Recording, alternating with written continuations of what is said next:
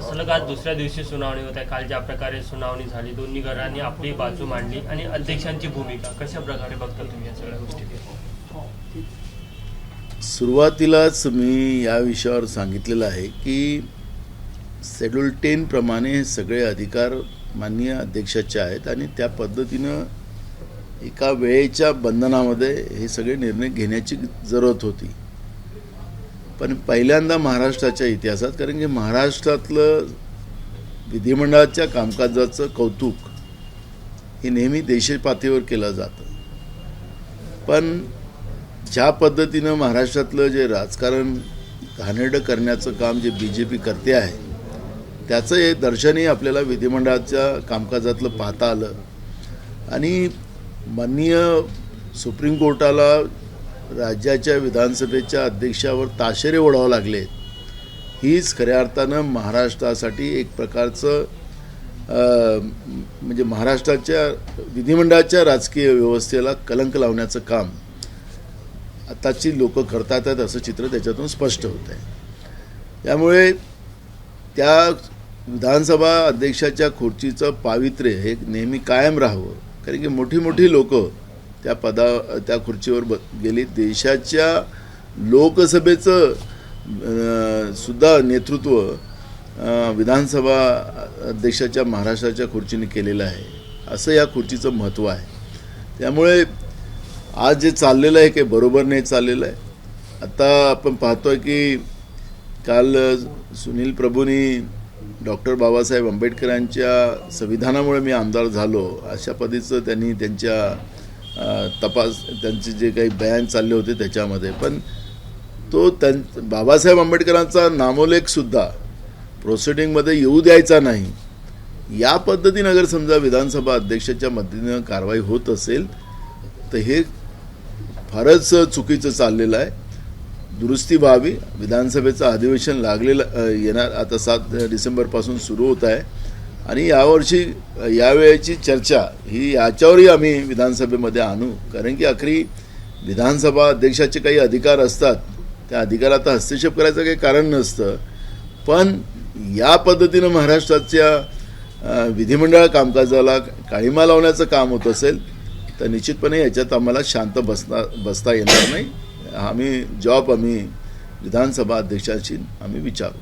म्हणजे नेमकं काय भूमिका राहील तुमची?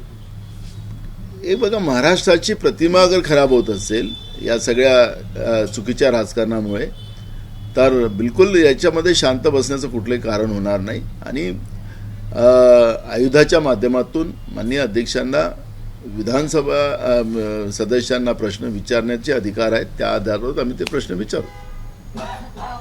हिवाळी अधिवेशन आहे 7 तारखेपासून आणि 12 तारखेला शरद पवारांचा वाढदिवस आहे. त्यानिमित्त इथे शक्ती प्रदर्शन कुठेतरी केलं जाणार आहे. इंडिया आघाडीची बैठक आयोजित करण्यात सुरू आहे. काय एकंदरीत अजून त्याची कुठली चर्चा नाही आहे. आम्ही सगळेजण निवडणुकीमध्येच लागलेलो आहोत. आता या निवडणुकीची प्रक्रिया संपली की त्यानंतर आम्ही बसू, पण अशी कुठली अजून त्या पद्धतीची चर्चा नाही. शरद पवारांच्या सभेमध्ये उद्धव ठाकरे देखील येत आहेत, तर काँग्रेसच्या नेत्यांनी त्यांनी आमंत्रण दिलं असं बोललं जातं. नाही, अजून अशी कुठली चर्चाच नाही. त्याच्यामुळे ही चर्चा नसल्यामुळे त्याच्यावर मी आत्ता वक्तव्य करणं चुकीचं ठरेल. काल ईडीने कारवाई करत नॅशनल हेराल्डच्या जे काही कंपन्या होत्या त्यांची जवळपास 750 कोटींची मालमत्ता जप्त केली. आता थेट गांधी परिवारावर ईडीने कारवाई केली. चिडलेलं भाजपचं हा खरा चेहरा आपल्याला पाहायला मिळतो आहे.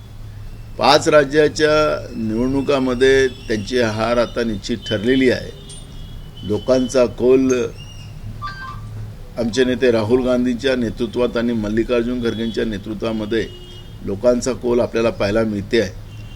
प्रधानमंत्र्याच्या सभेला लोक जमा होत नाही, गृहमंत्री त्यांचे जे आहे देशातले त्यांच्यासाठी लोक जमा होत नाही, आणि जेव्हा त्यांच्यासमोर सगळीकडे आता हार निश्चित ठरलेली आहे आणि अशा वेळेस रागाच्या भरात सूडबुद्धीनं ही कारवाई त्यांनी केलेली आहे. मागच्या काळात आमच्या नेत्या सोनियाजी गांधी असतील, राहुलजी गांधी असतील, यांनी खूप त्रास दिला, पण त्यामध्ये यांना काहीच भेटलं नाही. ही जी काही प्रॉपर्टी आहे ही देशाची प्रॉपर्टी आहे आणि या प्रॉपर्टीमध्ये ॲक्च्युली काँग्रेस पक्षाची प्रॉपर्टी आहे. या देशाच्या असंख्य काँग्रेस जणांचे पैसे त्याच्यामध्ये आहेत. हे गांधी परिवाराचे पैसे नाही आहेत. त्यामुळे या देशाच्या काँग्रेस जनाच्या पैशावर म्हणजे जी आहे प्रॉपर्टी त्याच्यावर धार टाकून यांना काहीच भेटणार नाही आहे. आखरी प्रत्येकाने आपल्या घामाचा पैसा काँग्रेस जनांनी त्या ठिकाणी लावलेला आहे आणि तो रेकॉर्ड पण त्या ठिकाणी आहे. ज्या प्रॉपर्टीज आहेत त्या प्रॉपर्टीवर त्यांनी सील केलेलं आहे, तर ते आज ना उद्या खरं समोर येणार आहे. त्यामुळे आम्हाला काही घाबरण्याचं कारण नाही. पण पायाखालची जमीन खसकली भाजपची, त्यामुळे हे द्वेष बुद्धीनं केलेली कारवाई आहे असं म्हटलं तर वागो ठरणार. 25 तारखेला वंचितची मुंबईमध्ये सभा आहे. त्यांनी राहुल गांधींना आमंत्रण दिलेलं आहे. काय राहील? अजून असं कुठलंही आम्हाला प्रदेशला माहिती आलेली नाही. त्याच्यामुळे त्यांनी परस्पर दिली असेल मला माहिती नाही. त्याच्यामुळे असं कुठलंही अजून प्रदेशपर्यंत कुठली माहिती नाही. अमित शहा आणि तेलंगणाच्या एका सभेमध्ये म्हटलं की आमची जर सत्ता आली केंद्रामध्ये तर जे मुस्लिम आरक्षण आहे 40% ते आम्ही कॅन्सल करू, रद्द करू आणि ते जे आरक्षण आहे ते इतर समाजाला देऊ. ते कसं बघता याच्याकडे? कर्नाटकमध्ये हेच भाषण त्यांनी केलेलं होतं. ते त्याचं फ्लॉप ठरलं. एक आमचा त्यांना सवाल असा आहे, आरक्षण हा मागास समाजाचा अधिकारच आहे. ते डॉक्टर बाबासाहेब आंबेडकरांनी संविधानामध्ये दिलेलेच आहे. पण तुम्ही जे जातनीय जनगणना करत नाही, आर्थिक शैक्षणिक जनगणना आपण करत नाही, त्यामुळे हे सगळे प्रश्न निर्माण झालेले आहेत. तुम्हाला एखाद्या धर्माच्या नाही पण मुस्लिम धर्मामध्ये सुद्धा अशा मागास जाती खूप आहेत. त्या जातीला आरक्षणाची गरज आहे. जसं हिंदू धर्मामध्ये विविध जाती आहेत. मी ओबीसीचा आहे, मी मागास जातीचा आहे, म्हणून आम्हाला आरक्षण आहे. कोणी शेड्यूल कास्ट असेल त्याला आरक्षण आहे. मूळ प्रश्न हा धर्माचा प्रश्न नाही होऊ शकत. यांना आमचा सवाल असा आहे की तुम्ही जातीनिहाय जनगणना करायला विरोध का करता? नरेंद्र मोदीजी सांगतात की आम्ही गरीब जात निर्माण केलेली आहे, म्हणजेच तुमचा आरक्षणाला पूर्ण आरक्षणाला विरोध आहे असं त्याच्यातून स्पष्ट होतं. मुद्द्याला डायव्हर्ट करणं हे BJPच्या नेतृत्वाचं नेहमी कृत्य राहिलेलं आहे. त्याच्यातला हा प्रयत्न आहे. त्यामुळे मुस्लिमामधल्या ज्या मागास जाती आहेत त्याचा सर्वे करून, जनगणना करून, सेन्सस करून त्याही समाजाला आरक्षण दिलं पाहिजे. आम्ही तर सांगतोय की आमचे नेते राहुल गांधीजींनी सांगितलं की आम्ही जातीनिहाय जनगणना करणार. पहिलं केंद्रात आमचं सरकार आलं तर आम्ही देशव्यापी कारण की देशाच्याच सरकारने सेन्सस करायची हे असते, पण मोदीचं सरकार ते करायला तयार नाही. त्यामुळे राहुलजींनी सांगितलं की आमचं सरकार आलं तर आम्ही करू. आणि मग त्याच्यामध्ये ते आज ओबीसीच्या आरक्षणाचा प्रश्न असेल, शेड्यूल कास्टचा असेल, आदिवासीचा आपल्याला छत्तीसगडमध्ये आपल्याला माहितीसाठी सांगतो, छत्तीसगडमध्ये तिथं आदिवासीच्याही आरक्षणामध्ये वाढ करण्यात आली, शेड्यूल कास्टच्या आरक्षणात वाढ करण्यात आली, ओबीसीच्या आरक्षणात वाढ करण्यात आली. जेव्हा ह्या जातीनिहाय जनगणना होईल तर महाराष्ट्रामध्ये सुद्धा मुस्लिम असतील, ओबीसी असतील आणि ज्या मागास जाती राज्यात आहेत त्या सगळ्या जातीला त्यामध्ये समावेश करून या आरक्षणाची वाढ करण्यात येणार. ही भूमिका काँग्रेस पक्षाची आहे. त्यामुळे जुमलेबाजी त्यांनी बंद करावी आणि धर्मावर टीका करण्यापेक्षा वास्तुस्थिती लोकांच्या समोर मांडावं, ही आमची भूमिका आहे. काल जरांगे पाटील जे आहेत त्यांनी भाषण करताना म्हटलं की ज्यांची लायकी नाही त्यांच्या हाताखाली आम्हाला काम करावं लागतं. आणि आज त्यांनी गुंजाव केलं की मी असं काही वक्तव्य केलं नव्हतं, पण ते रेकॉर्ड करते की त्यांनी म्हटलं की ज्यांची लायकी नाही त्यांच्या हाताखाली आम्हाला काम करायचं. तर कुठेतरी एक ते राजकीय बोलायला लागले असं वाटतंय का? माझा एक प्रश्न असा आहे, आम्ही परवा पण सांगितलं की हे आंदोलन जे आहे मराठा वर्सेस ओबीसी दोन समाजांना भडकवून सरकार हे मुद्दामून घडवते आहे असं आमचं म्हणणं आहे. राज्याचा मंत्री एका समूहाबरोबर जाऊन त्या ठिकाणी चॅलेंज करत असेल तर याचा अर्थच आपल्याला हे लक्षात आलं पाहिजे की हे सरकार प्रायोजित हे महाराष्ट्राला पेटवण्याचं काम सुरू आहे. शेतकऱ्यांबद्दल सरकार बोलायला तयार नाही. विधानसभेत ते मुख्यमंत्री सांगतात, काल महालक्ष्मीच्या दर्शनात कोल्हापूरला होतं की मी वाऱ्यावर सोडणार आहे. अरे शेतकऱ्याला वाऱ्यावर सोडले ना, रोज शेतकरी आत्महत्या करताय, रोज आकडे वाढत चाललेले आहेत. शेतकऱ्यांना काय देता नाही देता ते सांगून एकदम मोकळं तर व्हा, पण वाऱ्यावर सोडणार नाही. तुम्ही वाऱ्यावरच सोडलेलं आहे म्हणून वाऱ्यावरची गोष्ट करताय वारंवार. तुम्ही मागच्या काळात फडणवीसांनी सांगितलं की आम्ही कंत्राटी भरती आता बदलवणार, आम्ही नवीन भरती पद्धतीनं, तर तुम्ही नवीन भरती जाहीर करत का नाही? 50,000 मुलं मुली महाराष्ट्रामध्ये परीक्षाच्या तयाऱ्या करून बसलेले आहेत, त्यांचं वय चाललेलं आहे, का त्यांचं वय झाल्यानंतर तुम्ही त्या पद्धतीच्या नोकर भरती करणार? राज्यामध्ये तुम्ही शाळा बंद करायला निघाल्या, लाखो पदं शिक्षकांचे खाली आहेत. महागाईबद्दल तुम्ही बोलत नाही. मूळ मुद्दे जे आहेत आज हे आमच्यासाठी महत्त्वाचे आहेत. शेतकऱ्यांचे प्रश्न, महागाई आमच्यासाठी, गरिबांचे प्रश्न महत्त्वाचे आहेत, बेरोजगारांचे प्रश्न महत्त्वाचे आहेत. आणि ह्या प्रश्नाकडे सरकार मुद्दामून डायव्हर्ट करण्यासाठी या पद्धतीचे मुद्दे पुढे आणतात आणि माध्यमाच्या माध्यमातून लोकांना डायव्हर्ट करण्याचा प्रयत्न हा सरकार करतो आहे. त्यामुळे जरांगे पाटील काय बोलले किंवा भुजबळ काय बोलले, आम्हाला त्याच्यामध्ये जायचं नाही. काँग्रेसला त्याच्यामध्ये अजिबात रस नाही. मी वारंवार सांगतो आहे की सरकारमध्ये खऱ्या अर्थानं मराठ्यांना आरक्षण द्यायचं असेल, कारण आता धनगर समाजाचं आरक्षण चालू झालं, त्यांच्याबद्दलचं वातावरण तापत आहे. आणि म्हणून अशा परिस्थितीमध्ये जातीने ह्या जनगणना, आर्थिक आणि शैक्षणिक हा सर्वे, हा सेन्सेस सरकारने तातडीनं करावा आणि तेही नरेंद्र मोदीच्या सरकारने करावा. राष्ट्रीय सेन्सेस व्हावा. कारण की राज्याच्या सरकारच्या सेन्सेसला पाहिजे ते महत्त्व नसते, कारण की ती आर्थिक तरतूद राज्याला पूर्ण करता येत नाही. केंद्राचा जिथपर्यंत पैसा त्याच्यामध्ये येत नाही तिथपर्यंत सर्व शेवटच्या माणसाला आपल्याला त्या पद्धतीची आर्थिक ताकद देता येणार नाही, त्याला मुख्य प्रवाहात आणता येणार नाही. म्हणून भाजपमध्ये दम असेल तर राष्ट्रीय सेन्सेस तातडीनं त्यांनी करावा, ही मागणी काँग्रेस पक्षाची आहे.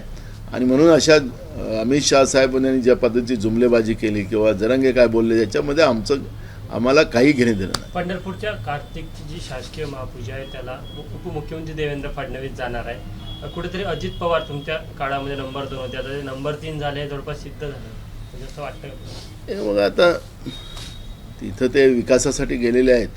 आता त्यांचा नेमका विकास काय आहे ते आपल्याला रोज पाहायला मिळतं. विकास होत नाही म्हणून अमित शहाकडे जातात तब्येतचं खराब असताना सुद्धा, म्हणून त्यांच्यावर अजितदादाबद्दल जास्त बोललं नाही तर बरं. बागेश्वर धामचे जे महाराज आहेत ते पुण्याला आहेत आणि मुख्यमंत्री देखील त्यांच्या भेटीला जाणार आहे, दर्शनाला जाणार आहे. कशा प्रकारे बघता आहे कुठेतरी एक जे साधू आहेत त्यांना प्रमोट केलं जात आहे, जे बाबा आहेत त्यांना? मला कोणाचं काय असतं आहे त्याच्याबद्दल आम्हाला बोलायचं नाही आहे. कोण कुठं जात आहे, कोणाला भेटायचं आहे, कोणाची आस्था कोणाबरोबर आहे त्याच्यामध्ये पडण्यापेक्षा तुकाराम महाराजांचा अवमान करणारे कोणी संत असतील, आपल्याला म्हणून घेणारे असतील, तर तुकाराम महाराज हे आमचं दैवत आहे, संत श्रेष्ठ आहेत.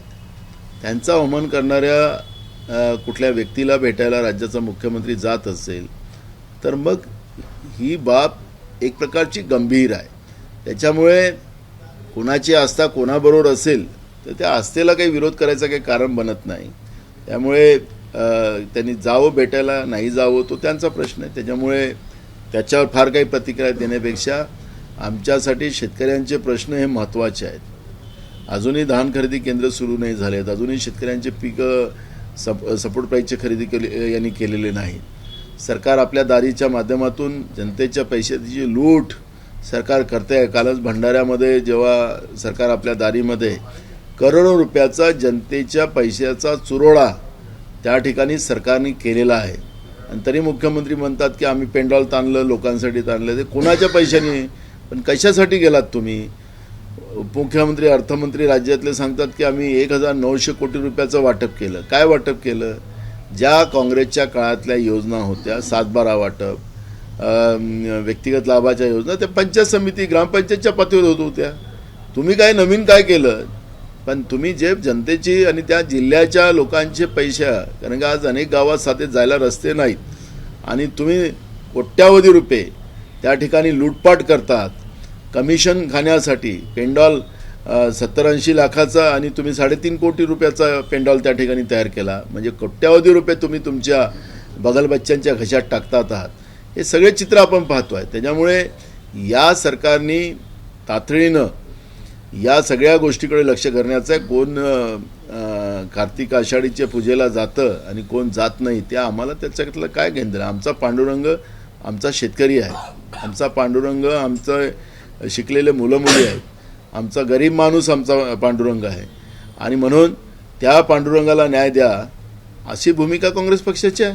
नाना भाऊ, त्या दिवशी त्या शासन आपला झाली कार्यक्रमाच्या पहिले रोड शो मुख्यमंत्र्यांनी, दोन्ही उपमुख्यमंत्र्यांनी केला. तुमचा होम जिल्हा आहे तो, कुठेतरी सरकारी कार्यक्रमाच्या माध्यमातून प्रचार करतात. पण तो रोड शो करायला गेले पण लोकच रस्त्यावर नव्हते, सोडून पळाले. ते लोकांना जे काही संघटना भेटायच्या होत्या त्यांना त्या संघटनेला न भेटता ते पळून गेले.